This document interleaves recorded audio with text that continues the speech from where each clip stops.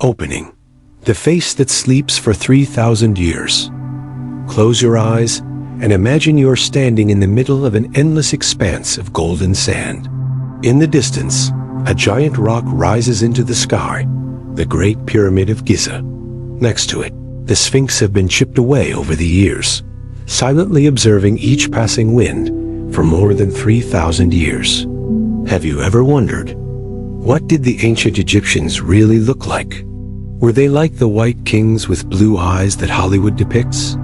Or were they dark-skinned, strong-faced Africans? Or perhaps, were they the ancestors of modern Middle Easterners? For centuries, the world has been in limbo. Because history is not always written with the truth. Many statues have been repainted. Many mummies have been stolen or destroyed. And when the ancient Egyptian language disappeared into the dust, we lost their true language. But then, science appeared like a god awakening the dormant memories. Today, thanks to technology to decode DNA from mummies, thanks to 3D brain scanners, and artificial intelligence that can revive every wrinkle on the face, we are gradually lifting the veil of legend. This is no longer an oral story. This is the truth found in every strand of genes, every bone structure, and secrets buried in the sand for 3 millennia. And you know what? The story doesn't stop at the face of a pharaoh.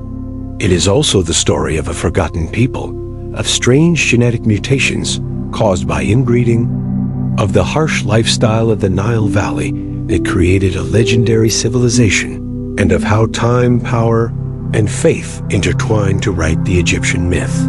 In this video, you will accompany us, not as a spectator, but as a digital age archaeologist who will step by step retrace the footsteps of kings who died young, of forgotten princesses, and of the real Egyptians, who built the great empire with their own hands and minds. Now, take a deep breath. We will begin this journey with a face that no one has seen for 3,000 years. But now, thanks to science, it is back and looking straight into your eyes. Part 1. Ancient Egyptians. Who were they really? The first line of people on the Nile. Before we can paint the face of a pharaoh, we must know who his ancestors were and why they chose to live by this river. Imagine you are walking back in time. Not a few centuries, but millennia. Go back more than 10,000 years. The world had no pyramids, no writing, no kings wearing 2-colored crowns. But there was one thing that was gradually changing human history forever: the climate.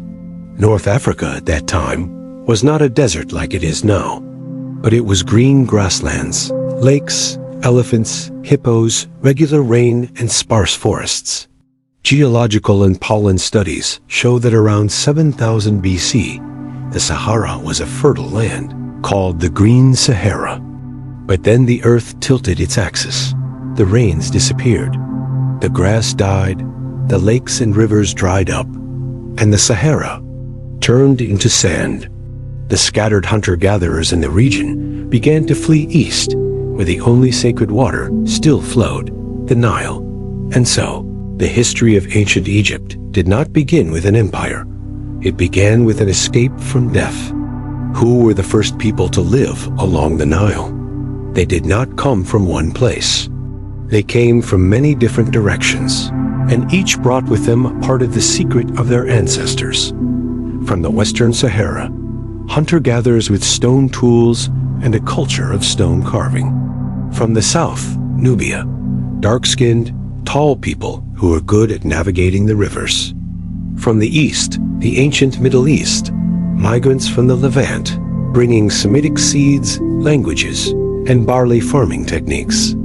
According to Yurko and Trigger, early cultures such as Bedarian and Nakada, too were the result of anthropological mixing, not purebred.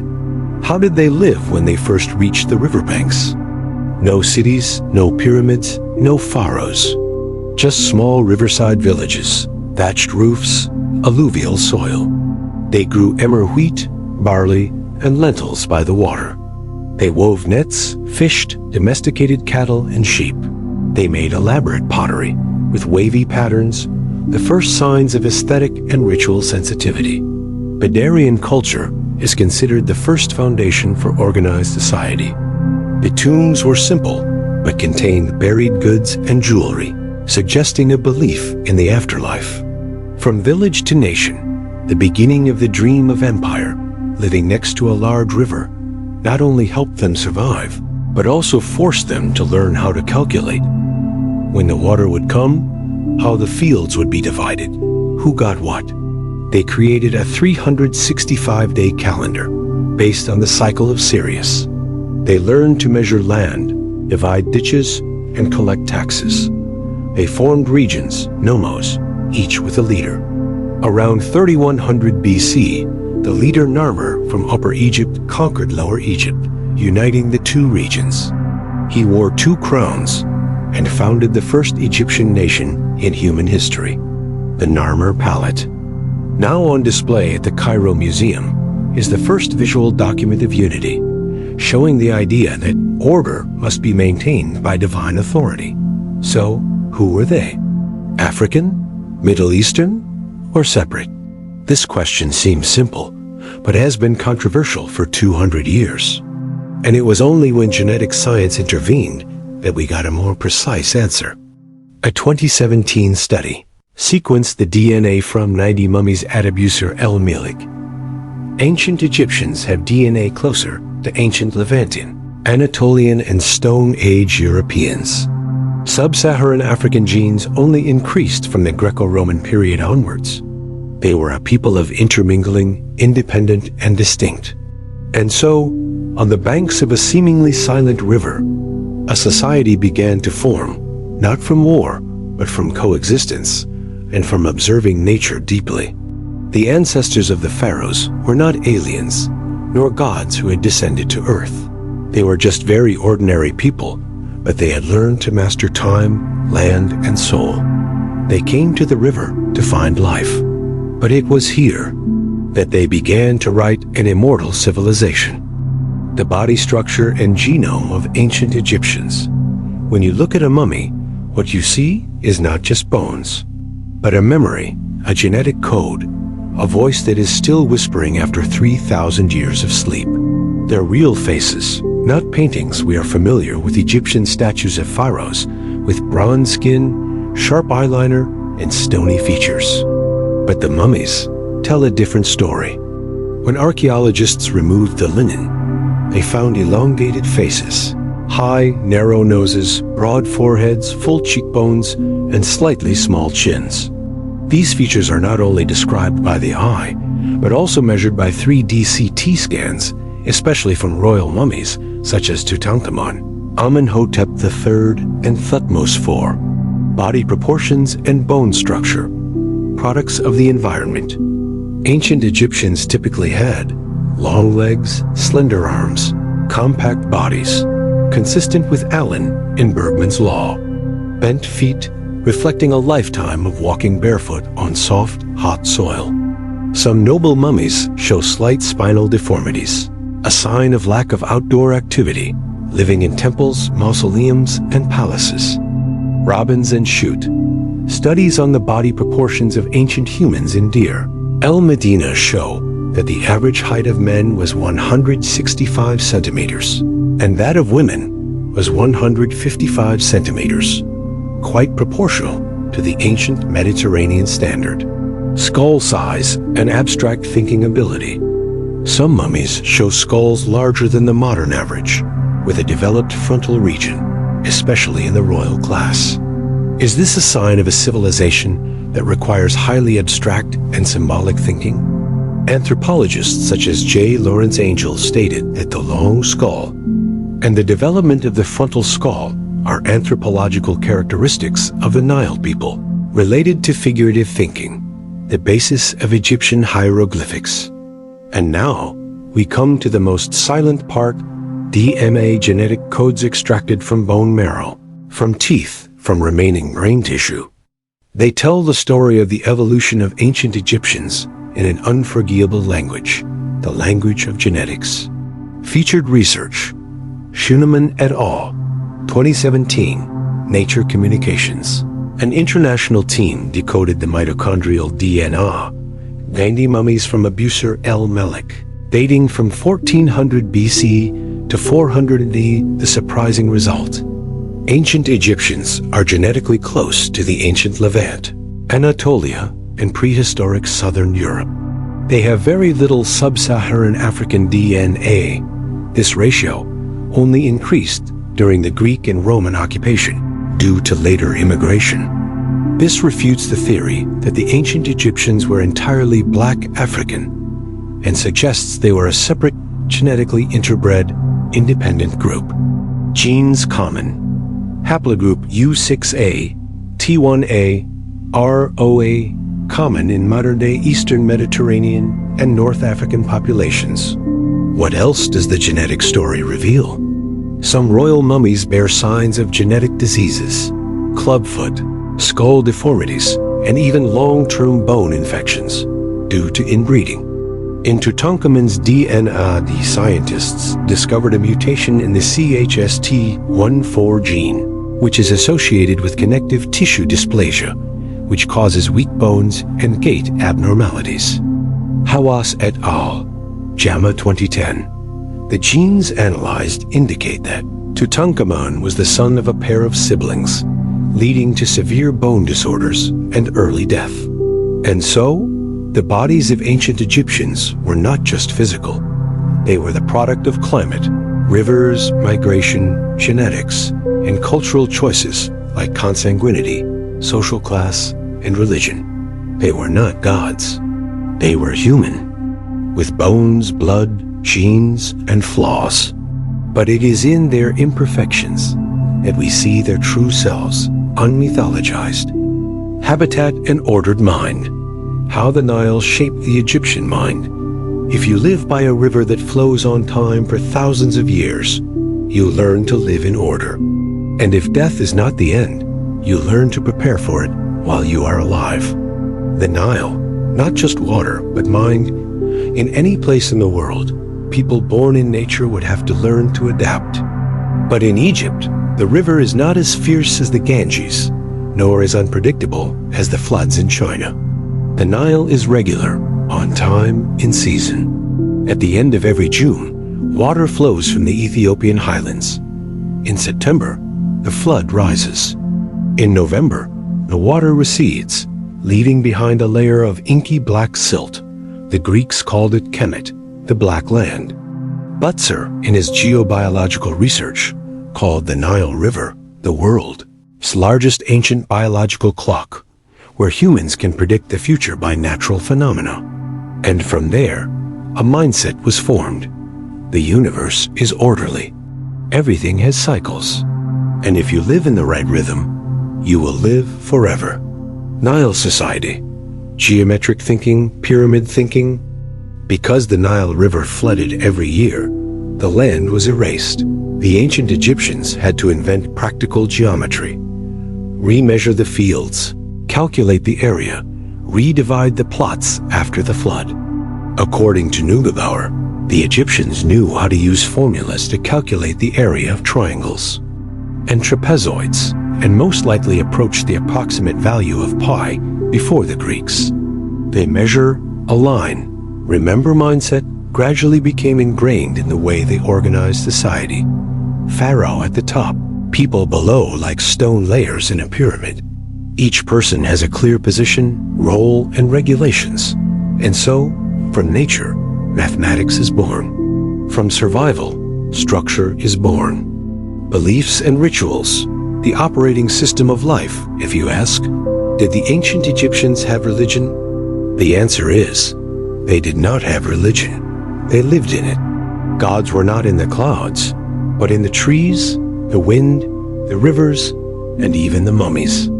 Each profession had its own patron god, Thoth, Ptah, Anubis. Every action was accompanied by rituals and prayers. In the pyramid texts, one of the oldest religious texts, every word describes how the soul must recite the right spell, walk the right path, and speak the right code to reach the afterlife. This is not just a belief, it is a social operating system. Whoever does the wrong ritual will not be reborn. Death is not the end, but a deformation of life. In ancient Egyptian thinking, death did not mean the end. It was a journey, and the soul, if good enough, would reach the field of reeds, another Egypt, identical but more perfect.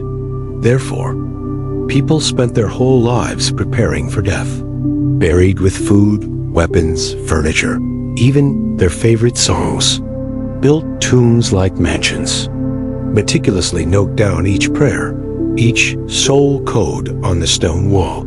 Book of the Dead is not a book of fear, but a guide to travel after death. A spiritual Google Maps with the requirement: remember well, do it right. Living habits: quiet, orderly, not noisy in a hot, dry land with few trees and abundant light all year round. Ancient Egyptians chose to live. Eat simply, cereals, dried fish, vegetables, light beer. Work during the flood season, idle between the two seasons.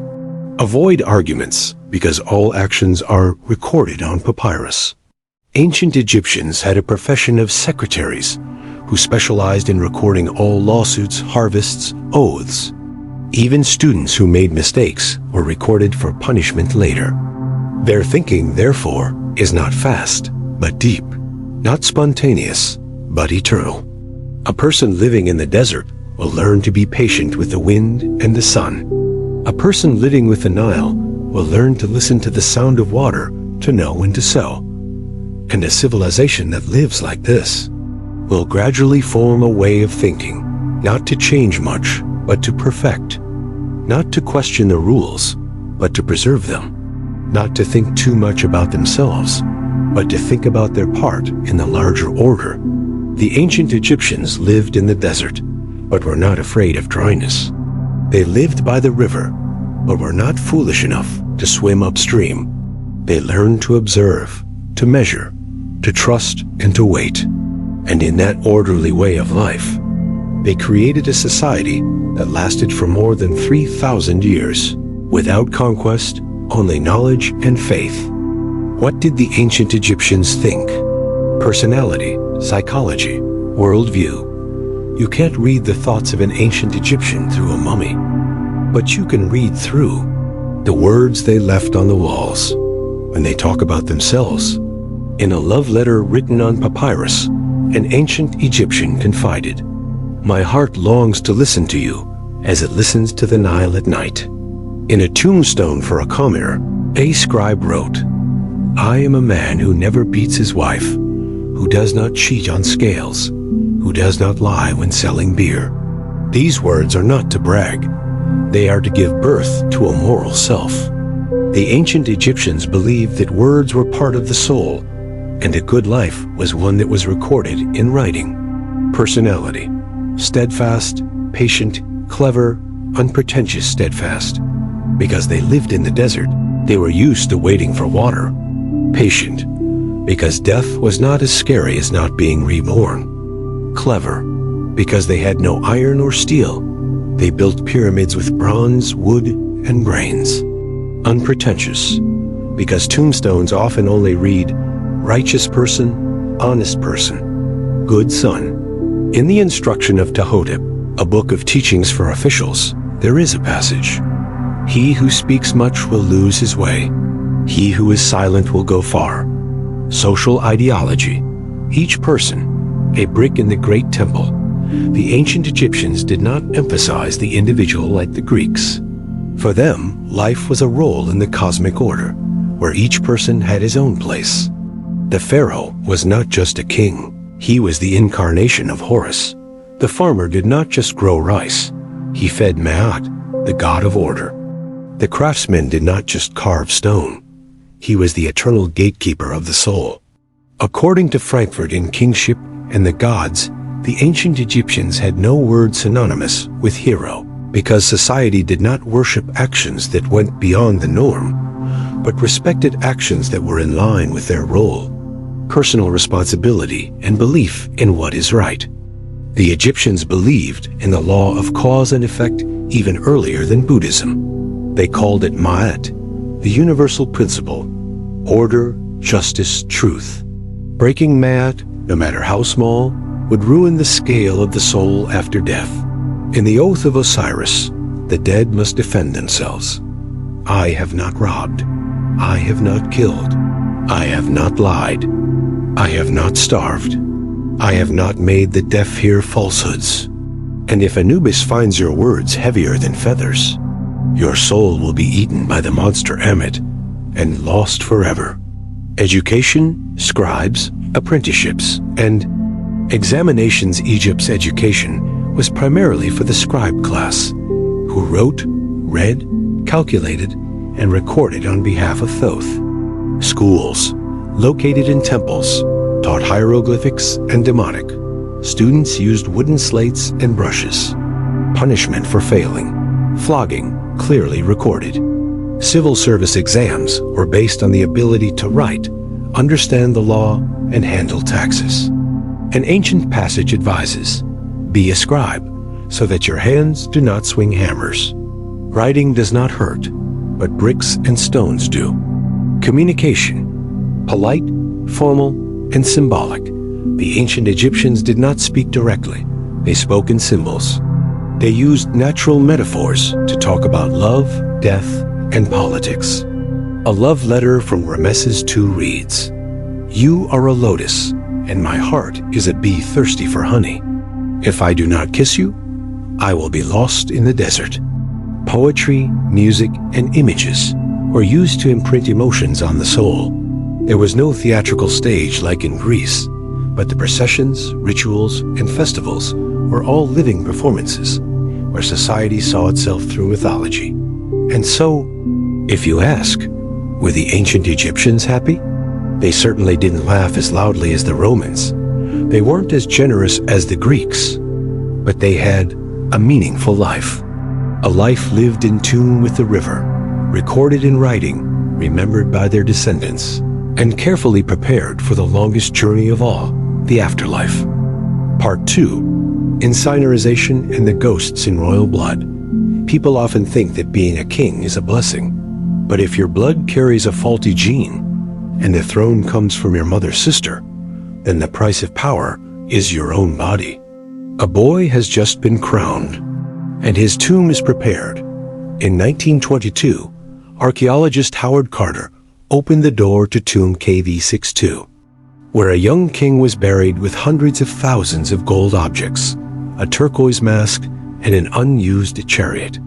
The king's name was Tutankhamun. He ruled Egypt for only 9 years, from about 1332 to 1323 BC, dying at the age of 18 or 19. At first, people thought he died of an assassination attempt, a fractured skull.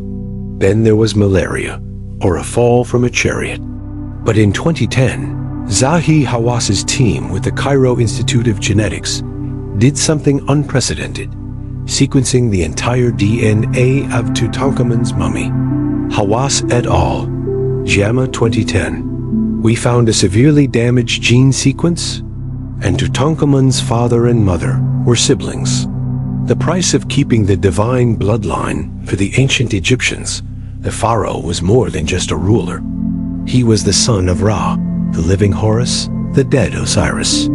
Therefore, the royal blood had to be pure. Can't marry a commoner. Can't marry outside the family line. And so, incestuous marriage was a ritual. Amenhotep III married his own sister. Akhenaten, Tutankhamun's father, married his daughters, sisters, and cousins. Tutankhamun himself, according to the hypothesis, also married his own sister, Ankhesenamun. Wilkinson in The Rise and Fall of Ancient Egypt describes, the maintenance of the royal bloodline makes the entire dynasty a genetic loop, leading to severe physical weakness. Biological consequences. When genes have no way out, analysis of the mummy and 3D images show Tutankhamun had club feet, broken tibias, walking with difficulty, often using a cane. Unusually long skull, the skull is not completely closed. No developed testicles, suggesting gonadal dysfunction or growth hormone deficiency. P. falciparum. Genes malaria parasites were detected in the bone marrow. But death does not come from parasites, but from the body's inability to fight them off. The CHST14 gene mutation, associated with Ehlers-Danlos syndrome, causes weak connective tissue and brittle bones, which may have contributed to the king's broken leg and subsequent sepsis. Inbreeding is not just a medical issue, it's also an ideological one. Why did they accept this, knowing the consequences? Religious belief. Pharaoh is a god gives marrying a sister-brother is keeping the divine spirit intact. Politicizing divine power. If a child is born from two divine lines, no one can compete for the throne. Protecting power. In an authoritarian society, illegitimacy equals threat to the throne. Redford in Akhenaten. The heretic king writes, inbreeding was the Egyptian way of cosmo-mythological recreation, as when Geb married his sister Nut, creating the earth and the sky. Did ordinary people do this? The answer is very rare. DNA analyses from commoner cemeteries show that inbreeding rates were much lower than royals. However, in some small villages, where the professions were passed down from father to son, the phenomenon of cousin marriage still occurred, more a cultural phenomenon than a divine lineage. Pfeiffer et al. 2015 showed that the level of genetic diversity among commoners was 3 times higher than that of the Thutmose royal family, suggesting that people still had a biologically rational choice of mate. And so, in the most magnificent tombs, sometimes the weakest bodies. Tutankhamun, the so-called Golden King of Egypt, could not walk, could not fight, could not leave any descendants. Death came before he had lived a full life.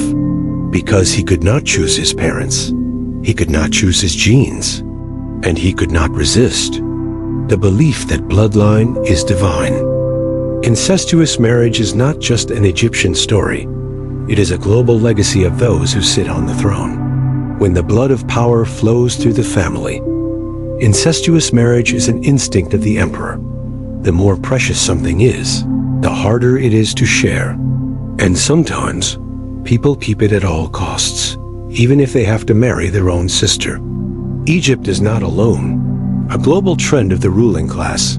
If you think marrying a sister is unusual in ancient Egypt, let's travel through other dynasties, where incestuous marriage is the key to maintaining sacred bloodlines. Inca Empire. The daughter of the sun god must marry her younger brother. In the Andes highlands, the Inca dynasty also believed that the emperor was a descendant of the god Inti, the sun god. To avoid polluting the divine bloodline, they married biological sisters, usually the eldest sister, called Koya. The Inca queen was not only a wife, but also a co-ruler, a religious leader. Some historians recorded that there was an Inca king who married 3 sisters in a row. According to Garcilaso de la Vega, the Incas did not consider this incest, but asterisk recreated the sacredness of the bloodline. Ancient China. When cousins married in the Forbidden City, in Chinese history, incestuous marriage was not as common as in Egypt, but marriage between close cousins occurred frequently in the following dynasties. Qin Dynasty. Qin Shi Huang, the one who unified China, was the result of a marriage between relatives in the Dong clan. Han Dynasty. Often married daughters to uncles to keep the fiefdom and protect the inner clan. During the Ming and Qing dynasties, intermarriage was a political strategy to avoid competing with outsiders for the throne. According to Ebri in the inner quarters, intermarriage was forbidden for commoners, but was flexible within the imperial family to keep the lineage of the emperor intact. Ancient Japan, mythologizing bloodlines through intermarriage. The Japanese imperial family, believed to have originated from the sun goddess, Amaterasu, once permitted marriages between princes and princesses of the same paternal line. During the early Yamato dynasty, emperors often married half-sisters.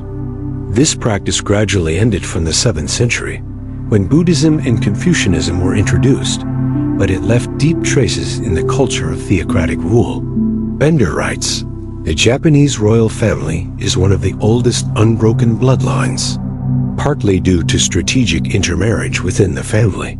Medieval Europe, blue blood, and the genetic curse. Although Christianity forbade incest, European royal families still sought to bend the law to marry close relatives, for the familiar reason: to keep land, to keep power, to keep the blue bloodline. The Habsburg royal family is famous for the Habsburg jaw, a protruding lower jaw, a malocclusion due to incest over 16 generations.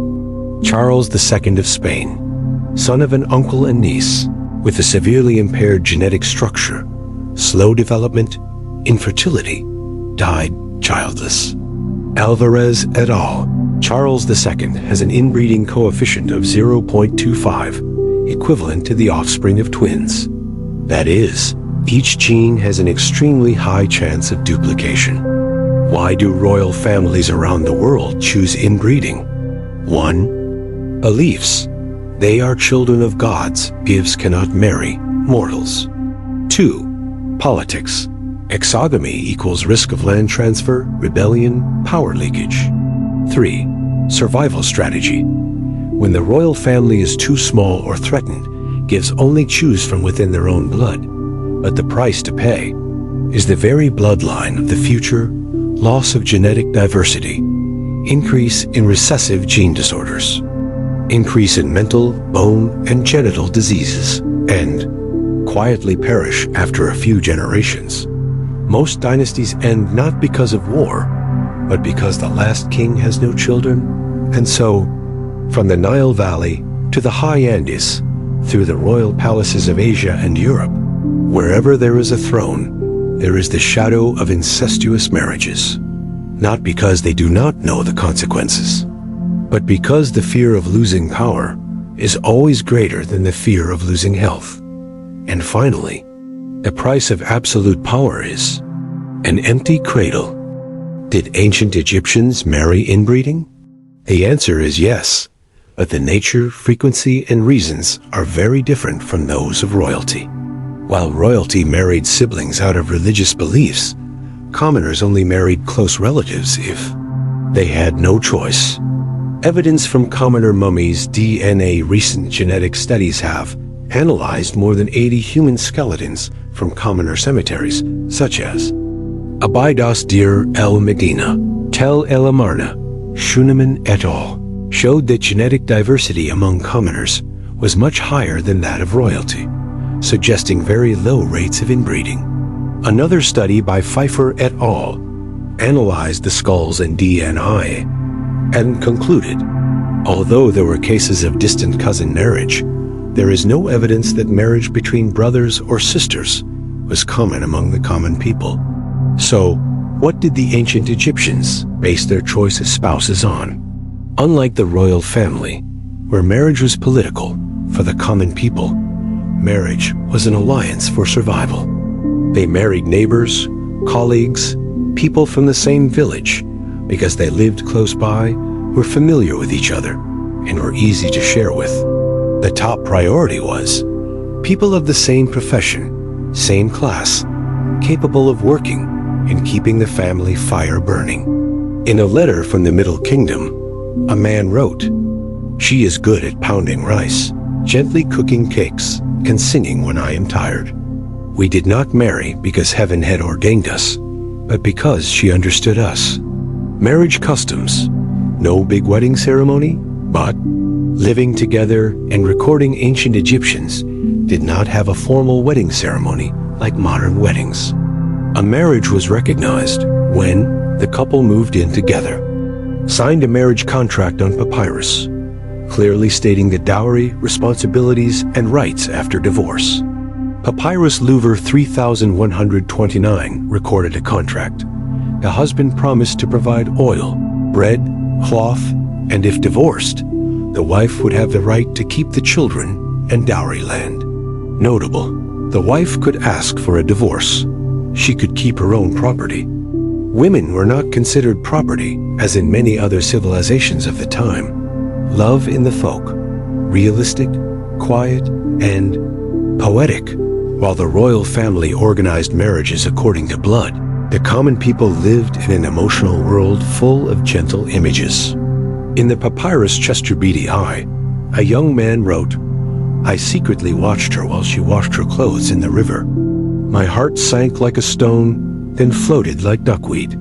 I don't know which God gave her to the world, but I believe he is smiling." Family and children. The small circle of survival. An average common family had 2 to 4 children. Children were fed ground grain, goat's milk, and were taught a trade from an early age. Parents did not expect their children to become gods. They only wanted to continue the family line and take care of them in their old age. There was no concept of passing on the throne, but passing on a trade. In the village of Deir el-Medina, the tombs of sculptors often read, "My son learned the art of chiseling stone from me and continued to carve the names of the gods." And so, in the same civilization, 2 classes of people, 2 ideas of marriage coexisted. One married for power, the other married because they needed someone to have dinner with. One chose blood, the other chose someone who stood silently by when the sun was hot. Both left their mark, but only one carved their name on the tombstone with love, not with a title.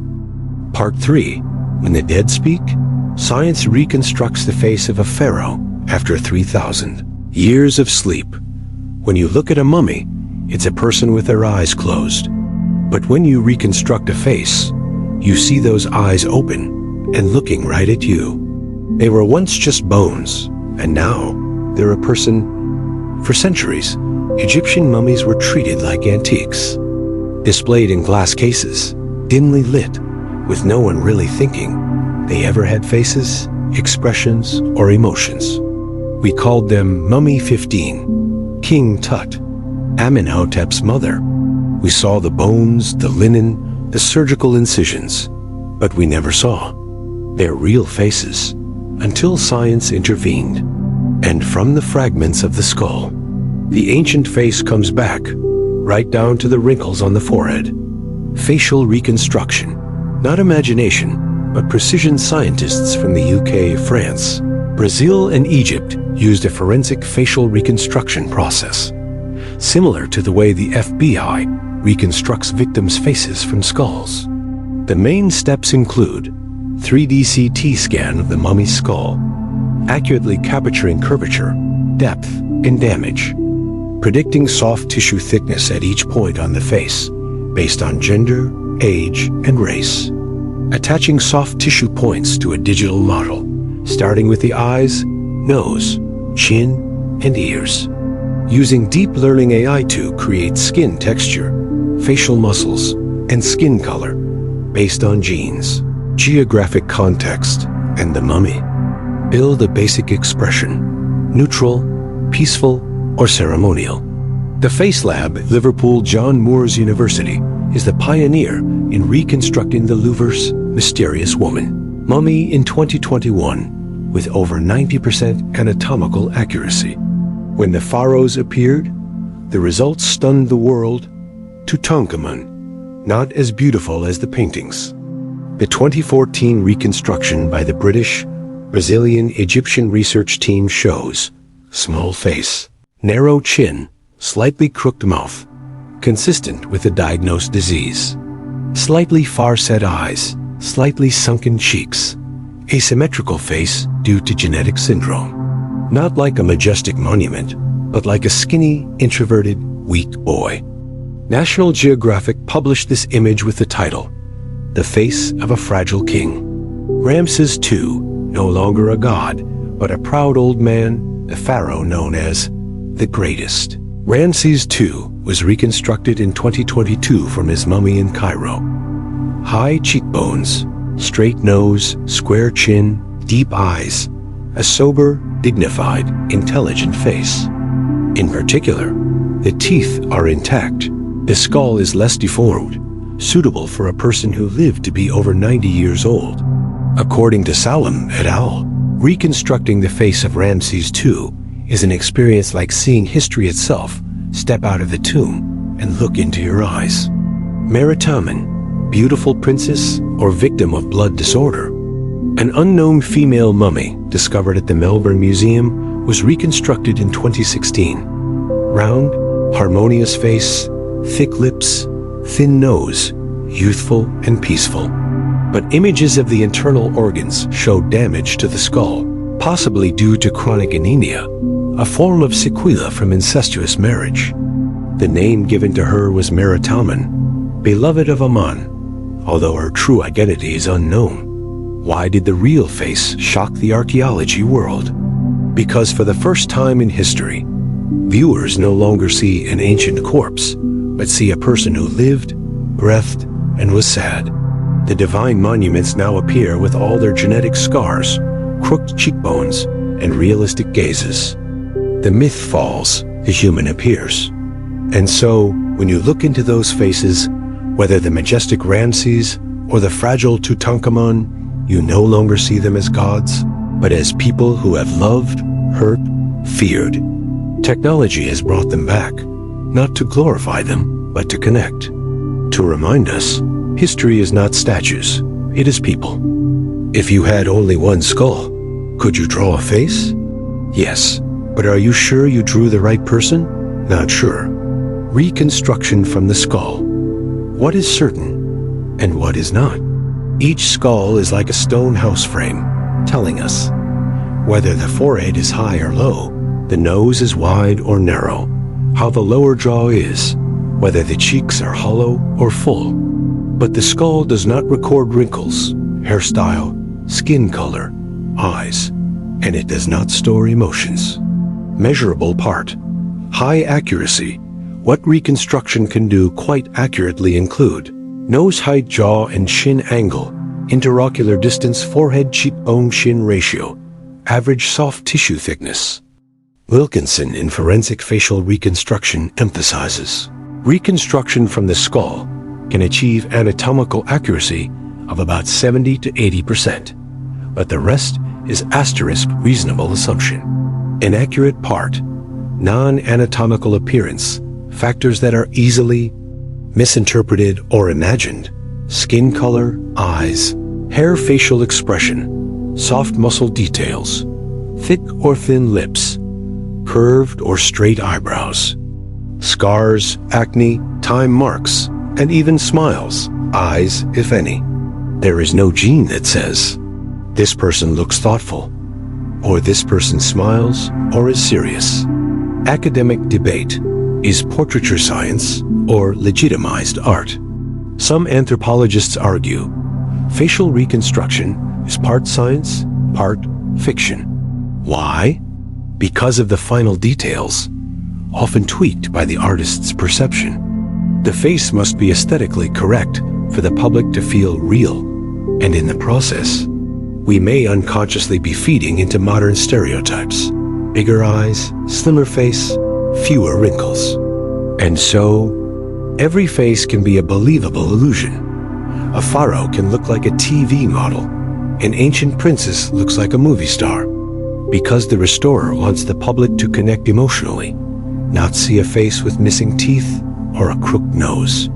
In the reconstructions of Tutankhamun, there is a younger and more balanced version than the real thing, to avoid damaging the image of the Golden King. The ethical question, should we bring the dead back? Did they allow it? They did not leave a will agreeing to have their faces reconstructed. Does modern society have the right to see them as we see them today? We can judge them as beautiful, ugly, fragile by today's standards, but is that fair? If the face is reconstructed incorrectly, who have we attached the wrong memories to? Did that person ever have such a sad look in their eyes? Or did we put it there because we wanted to tell a story? Tristram Hunt, director of the Victoria and Albert Museum, once said, "Every reconstructed face is a mirror. It reflects more than the truth." And so, science can reconstruct bones. Computers can create 3D models. AI color, skin, emote. But only the viewer's heart can give that face a soul. And so, every reconstructed face is both the truth and a grounded dream. What the genome cannot hide. Over 100 mummies reveal the truth about ancient Egyptian ancestors. History can be rewritten by kings. Monuments can be torn down by conquerors. But in the bones and in the DNA, the truth lies. And when awakened, it will tell all. From Luxor to Leipzig, mummies that whisper the truth. For many years, decoding the DNA of Egyptian mummies was very difficult. The mummies were embalmed with myrrh, gives breaking down the DNA molecule dry heat, gives fragmenting the DNA time, gives rots the genes, but then a team from the Max Planck Institute for Anthropology did what many thought was impossible, extracting mitochondrial and nuclear DNA from more than 100 mummies from Abusir, El Melek, dating from 1400 BC to 400 A. Schunemann et al., Nature Communications, 2017.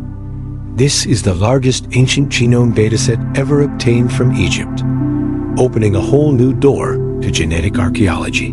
And what did they find? 1. Ancient Egyptians are genetically close to ancient people of the Levant Stone Age, Anatolians, ancient Mediterranean people. 2. Very little sub-Saharan Africa DNA. The proportion of sub-Saharan genes in ancient Egyptians is much lower than in modern Egyptians today. 3. Modern Egyptians have more African genes due to post-Roman migration after the Greco-Roman conquest gives. Gene flow from the southern regions increased sharply.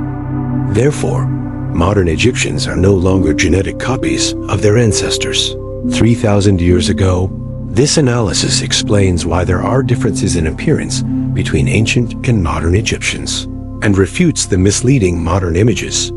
So who were the real ancient Egyptians?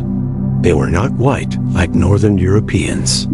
They were not black like sub-Saharan Africans. They had warm bronze skin, high cheekbones, straight noses, and carried a native Mediterranean, ancient Middle Eastern, North African genetic makeup. They are natives of the Nile, but have mixed blood and received influences from prehistoric trans-Eurasian migrations.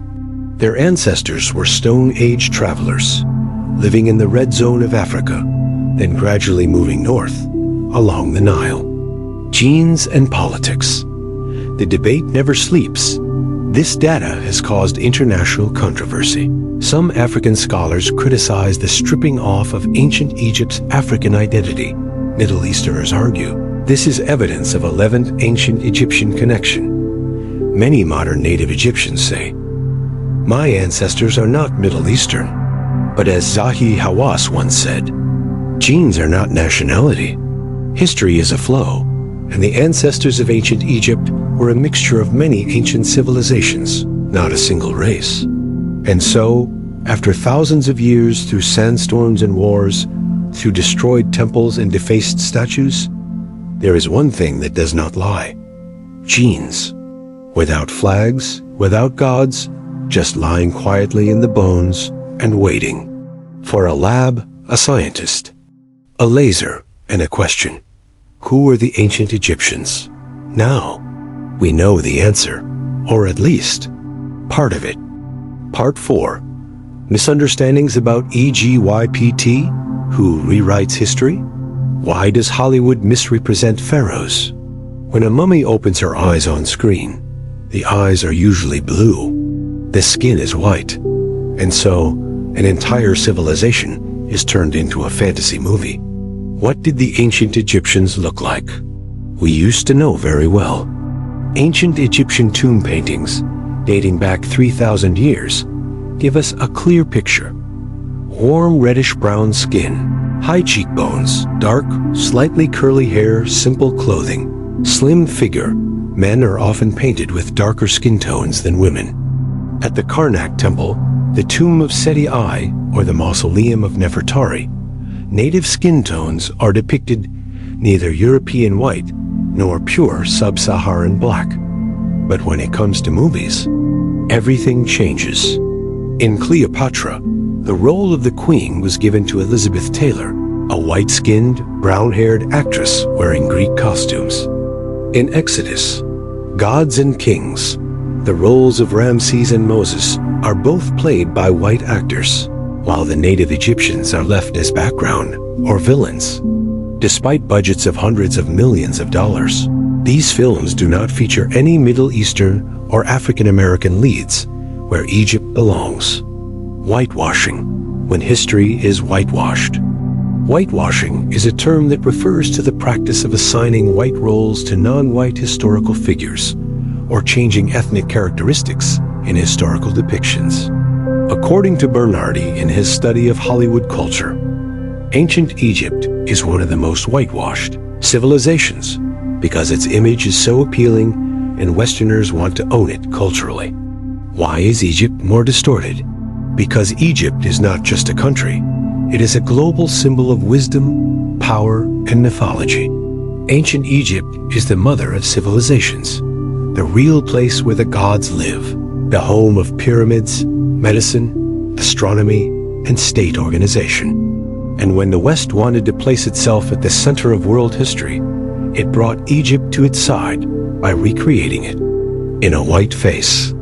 Politicizing identity. Who owned ancient Egypt? During the 19th-20th centuries, Egypt was colonized by France. Discovered the Rosetta Stone. Britain gives controlled Cairo and Egyptian archaeology. They created museums, exported mummies, rewrote history books, and sometimes labeled ancient Egyptian identity as European precursors. Martin Bernal in Black Athena argues, Egyptian history was Hellenized, then whitened, as a way of denying the Afro-Asian roots of this civilization. Why is the false image still so prevalent? Because movies have a stronger hold on the popular imagination than history books. Because Western beauty standards are often associated with noble, attractive, divine. Because it is easier to accept a white pharaoh than to face the truth. That giant civilization did not come from the West. Shohat and Stam. Hollywood does not just make movies, it recreates memories. And so, we grow up with images of white-skinned, blue-eyed, golden-crowned pharaohs, and forget that the real person who lived in the pyramids may be a Middle Eastern peasant or a Nubian maiden, brown-skinned, curly-haired, deep-eyed. When memories are rewritten in images, the truth does not disappear. It is just obscured by the lights of Hollywood. So who owns ancient Egypt? The never-ending debate between Africa, the Middle East, and the West. When you see a mummy, you see bones. But when the world sees a mummy, they see a legacy that everyone wants to call their own. Ancient Egypt, a civilization that refused to stay in anyone's hands in its more than 3,000 years of existence. Ancient Egypt, built by the indigenous people of the Nile, influenced by Africa, West Asia, the Mediterranean, rule by Libyan, Nubian, Persian, Greek, Roman, Arab. And so, after ancient Egypt disappeared, many different communities stepped forward and said, they are our ancestors. Pan-Africanism. Egypt is African and black. Some African and African American scholars believe that ancient Egypt was the first black civilization of mankind. The denial of this is a product of colonialism and academic racism. Cheikh Anta Diop, Senegalese historian, stated in his book, The African Origin of Civilization, we do not need to imagine the ancient Egyptians painted themselves as black, and the pharaohs were Africans, not Semitic. However, the opposition argues, genetics show that ancient Egyptians were not pure sub-Saharan Africans. Culture, language, and genes show a great deal of African, Middle Eastern, Mediterranean mixing. Sakarzuski, Egypt cannot be called an extended Nubia any more than it can be called a precursor to Greece. The Middle East, North Africa faction. Ancient Egypt is our ancestor, not sub-Saharan Africa. Today's Egyptian Arabs often believe that. They are natural descendants of the ancient Egyptians. Egypt is a Mena civilization, not Black Africa. The ancient Egyptian identity is the result of indigenous populations, ancient Semitic peoples and later Arabization. A 2019 survey found that the majority of modern Egyptians do not identify as African, but as Egyptian Arab. But DNA research is complicated. The ancient Egyptians did not have Arab genes. Their genes are close to the ancient Levant, but do not match the current population of that region. The West Ancient Egypt has a heritage of human civilization. Since the 19th century, when France and England discovered tombs, translated hieroglyphs, and established museums, ancient Egypt was assimilated into the heritage of Western civilization. Textbooks in Europe describe Egypt as the beginning of Greece, Rome. Some archaeologists even argue that ancient Egypt is the frontier of European civilization. Martin Bernal calls this an attempt to Hellenize Egypt, to eliminate the Asian, African roots to protect the white image of classical civilization. The debate is not just about history. It is about modern identity. Africans say, "This is our ancestor, and the world stole it." Modern Egyptians say, "This is our land. We take care of the pyramids, not black people." Western scholars say, "We decipher the writings, make archaeological maps, and keep mummies in our museums." And so, ancient Egypt becomes an unofficial cultural battleground where all sides pull to their side. And so, ancient Egypt is no longer a dead civilization. It lives in every debate about race, identity, history, and power. And the question, who are the ancient Egyptians? Sometimes, it doesn't need a clear answer. It needs an acknowledgement that they can belong to many places and to none. They are the people of the Nile, and the river has no borders. How to restore historical truth? History is not dead. It is buried under sand, under stone statues, under layers of words that have been repeated incorrectly for thousands of years. But if you listen to it properly, it will speak. We have been telling the past wrong, unconsciously or intentionally, when statues of gods are reshaped to erase ethnicity. When the role of pharaoh is given to a blue-eyed actor, when mummies are displayed as trophies instead of ancestors, and when each culture pulls ancient Egypt toward itself to prove something to the present, the truth does not disappear. It just becomes inconvenient for the person holding the microphone. Genetics, when the truth lies in the bones. Over the past decade, genetic archaeology has given the dead back their voices. Analysis of more than 100 mummies from Abu Sair al-Malik shows that the ancient Egyptians were not exactly like any modern group. They were a mixed people, unique, and belonged to no political boundaries. Schunemann et al. Genes are a biological map. They don't distinguish between skin color, nationality, or historical metals. They only record who has passed through here. Archaeology. Listening to what rocks and dust don't lie, nothing is more trustworthy than an unrestored stone wall. Nothing is more suspicious than a statue that has been repainted in a 19th century museum. Modern excavations now find not just gold in kings' tombs, but bricks from commoners' houses, kitchen floors, papyrus scraps with a student's homework. Because to tell history right, we can't just hear from the pharaohs. We have to hear from the farmers, the wives, the stonemasons, who touched the pyramids with their own hands. AI and technology, new tools for old jobs, reinterrogating history.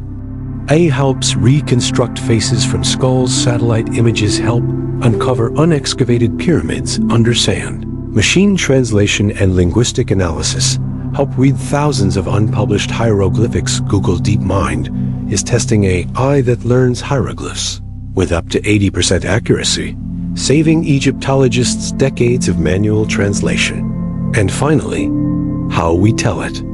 History isn't just about bones, stones, or technology. It's about the people telling it.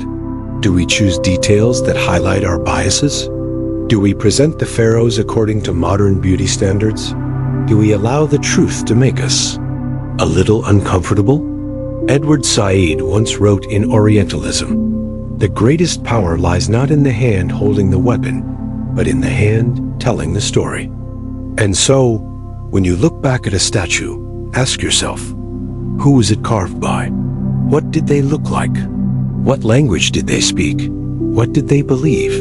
And would they want you to see them through honest eyes or through the glass of prejudice? Recovering historical truth is not about undoing everything. It is about daring to ask questions, listening more closely, and telling them with respect. History does not need us to make it more beautiful. It just needs us to tell it more accurately. Epilogue: the face that sleeps, and what lives forever. Have you ever looked at a mummy's face? Not to be afraid, but to see it was once a person, once lived, once loved, once hoped. When scientists reconstruct the face of a pharaoh, they are not just retrieving the bone structure, they are awakening a soul that has been asleep for 3,000 years. And when that face appears, with its dreamy eyes, its half-closed lips, its proud high cheekbones, we do not just see a face, but see ourselves, see the eternal question, how will I be remembered? Ancient Egypt, with its silent pyramids, its statues staring into eternity, left behind more than stone and sand. They left behind a desire not to be forgotten. They built tombs so that the soul would have a place to live. They wrote their names on the wall so that if someone read it, their souls would come back to life. They painted their faces in pictures, not to show off, but to say, I was here. And then, thousands of years passed. Each of them became a silent mystery under the Nile, waiting for someone, maybe an archaeologist, a boy reading a history book, or you, to ask again, who was that person? Modern science can scan genes, build faces, recreate voices. But what brings the past back to life is not technology, but respect, truth, and the desire to understand the deceased as a whole person. Their faces have fallen asleep, but their spirit, their will, their intelligence, and the question they left for humanity are still alive.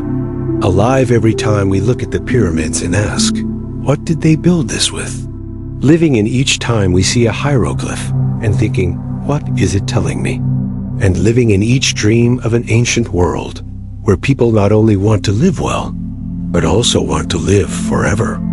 No one really dies if there is someone still searching for them. And so, we close today's journey not with a full stop, but with a door that opens to further questions. You can turn off the lights, close your eyes, and imagine, across the Giza Desert, in the darkness of a tomb, there is a face smiling at you, without words, but whispering, thank you, because you still remember me.